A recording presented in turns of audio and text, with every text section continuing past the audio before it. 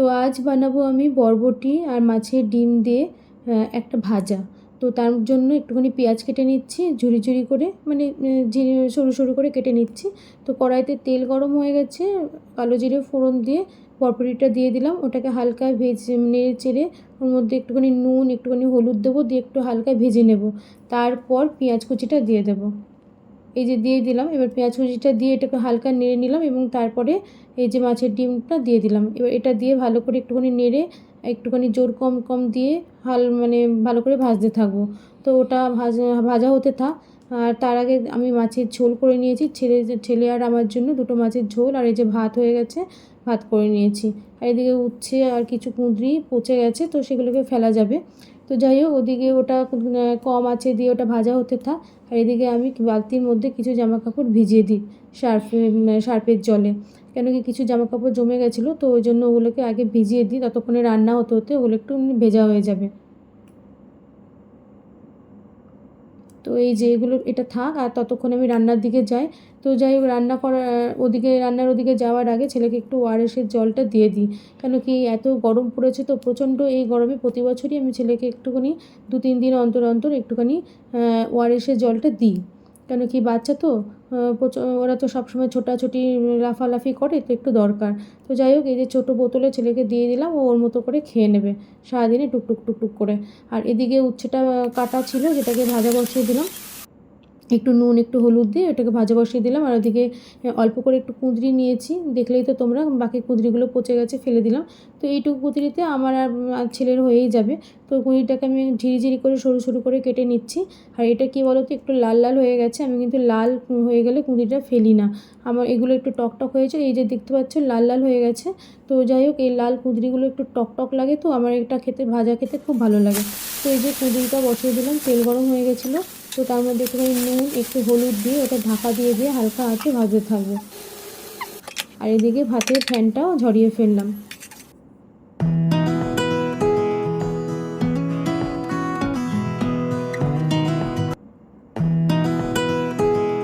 স্নান করতে ঢুকেছিস?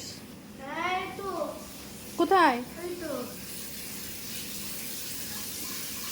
সাবান মাখবে ভালো করে, ভালো করে জালি দিয়ে ঘষে ঘষে ভালো করে সাবান মাখবে। দেখো গলাটায় ময়লা হয়ে গেছে, গায়েও ময়লা। তুমি ওই কালকে সাবান মাখনি, তার আগের দিনও মাখনি, মানি বেড়াতে গেছিলে তখনও কিন্তু সাবান মাখনি।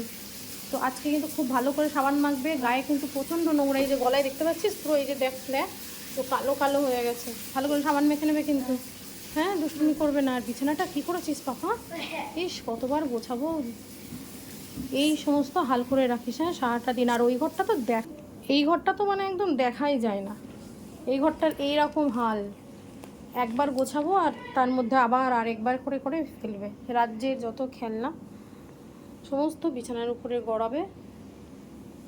কতবার যে তুলতে হয় আর কতবার যে আমাকে পরিষ্কার করতে হয়। বিছানাটাকে একটু আমি পরিষ্কার রাখতে পারি না, কি বলবো। আর ঘরে বাচ্চা থাকলে এরকম হয়, এটা সাধারণ ব্যাপার।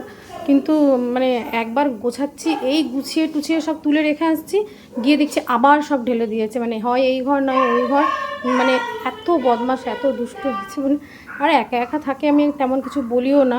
এখন স্নান করতে গেছে বলে এখন এই কথাটা একটু বলতে পারছি, নাহলে শুনলে তো আরও বেড়ে যাবে। তো এই সমস্ত চলে।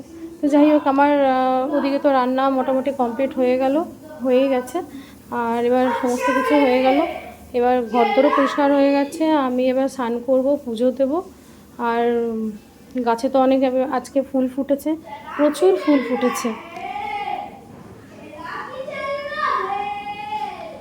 এখান থেকে কতটা বোঝা যাচ্ছে বুঝতে পারছি না আমি, কিন্তু মোটামুটি একটু জুম করে তুললে তখন বোঝা যায়। তো যাই হোক, এবার ছেলে বেরোলেই এবার স্নান করবো। এক বালতি তো ভেজালাম, ওটাকে কাচবো।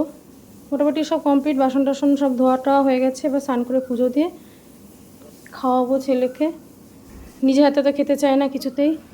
এই যে প্রায় 1:45, অবশ্যই এটা আমার ঘড়িটা একটু ফাস্ট আছে। হ্যাঁ, আচ্ছা, সাবান মাখছো? আচ্ছা ঠিক আছে, মাখো। হুম। তো যাই হোক, এবার ঝপঝপ করে 1:45, মানে ঘড়ি ফাস্ট থাকলেও তাও তো সেই 1:30টার কাছাকাছি তো আমার মানে টাইমটা হয়ে গেছে না। এবার অবশ্য আর কিছু বাকি নেই, এবার তাড়াতাড়ি করে নিই। ঝপ করে স্নান করে পুজো দিয়ে ছেলেকে নিয়ে খাওয়াতে বসবো, দেরিও হয়ে যাচ্ছে। তো বন্ধুরা এই যে দুপুরে রান্না তো কমপ্লিট হয়ে গেছে, ওদিকে স্নান টান পুজো সব হয়ে গেছে আমার আর ছেলে। তো এই যে দেখতে পাচ্ছ মাছের ডিম দিয়ে যে বরবটি ভাজা করেছিলাম, এই যে মাছের ঝোল, উচ্ছে ভাজা আর হচ্ছে কুঁদরি ভাজা। তো আজকে দুপুরে আমাদের এটাই লাঞ্চের মেনু। তো যাই হোক, ছেলেকে এবার নিয়ে খাওয়াতে বসবো। তো বন্ধুরা আমার ভিডিওটা কেমন লাগলো দেখে অবশ্যই জানাবে, আর ভালো লাগলে লাইক কমেন্ট শেয়ার করে দিন।